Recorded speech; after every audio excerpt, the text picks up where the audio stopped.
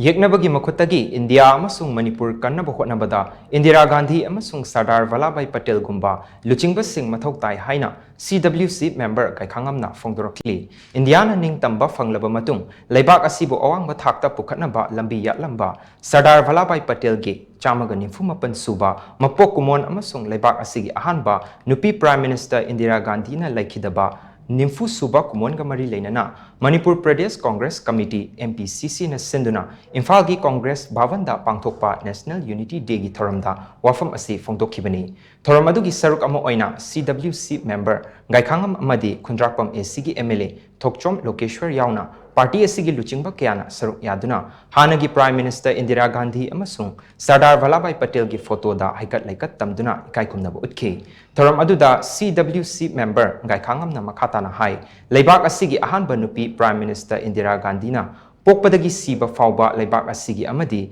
Miyamgi Aifanaba Tabakya Paikalami, Mahakpu Ningsing Duna, Numid Asi National Integration Day Hainasu Palantong Naribani, Mahak Indiagi Apunba Amadi Chokatpa India Ama Oinaba, Wakalon Sagacharamba Atobi Amani, Loinane Iron Man of India Haina Kangnariba, Vallabhbhai Patel na Indiana Ningkha Tamlaba Matungda, Deputy Prime Minister Amadi Home Minister Oirambada Natana, India Asi Mapangal Kanba Chokatnaba Amadi, Mimanaba Ngamnaba Akanba Firap Lorami, Hausiki Matamda Indira Gandhi Amadi Vallabhbhai Patel Gumba, Luchingba Kaya Ama Mathou Tai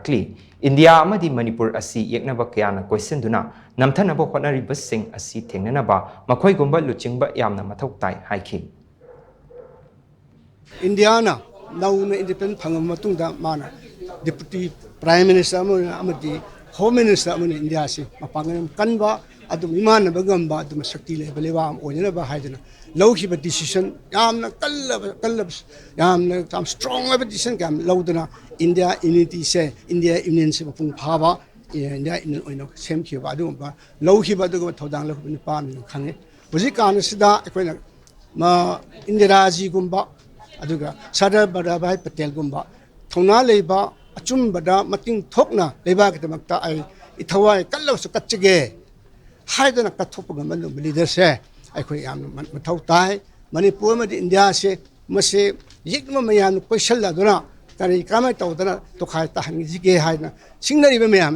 Masibu, not Toxi Habatara of a day. As she come back, Tona Lebi, Indira Gumbi, Tona Leba, Vallabhbhai Patel Gumba, Erecta,